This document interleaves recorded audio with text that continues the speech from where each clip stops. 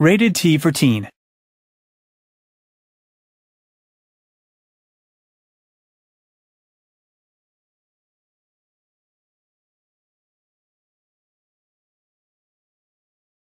At the start of the game, we have such a good canvas to work on, but we were trying to do something that not many people had seen before.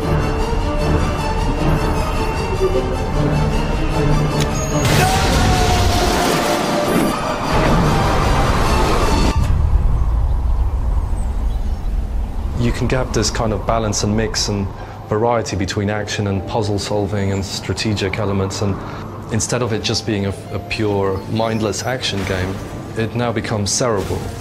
10, 15 years ago, the games were a bit more challenging in that way. And I think games have actually got easier and easier and easier. You know, you have to think strategically about the situations you're coming across. For example, there's a huge crane that you intend to use a bridge to get across to the other side, to get the trip across this huge ravine. Monkey has to climb up a building, then literally leap across. Of course, it never goes easy, so the crane starts collapsing and he has to climb up this thing as this whole thing is collapsing around him. So we've really tried to create a very dynamic and exciting puzzles rather than something very flat and static.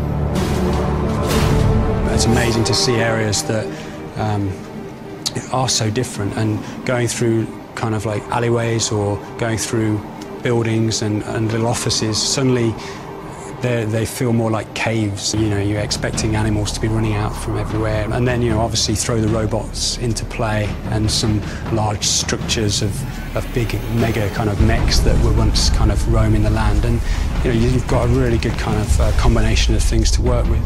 I think one of the most dramatic pieces is one of the dogs has been tracking you all through New York, and it's really pretty much caught up with you. It's so close, and you can kind of feel it coming after you, and you and Trip are running for your life, and it's pure panic. When you put all your scenes and you've built your levels and you put it all together and you've got it working for the first time, that's the beginning of your development, not the end. Traditionally in games, you get everything working, it's all working together, and then it's like, oh, let's stick it in a box.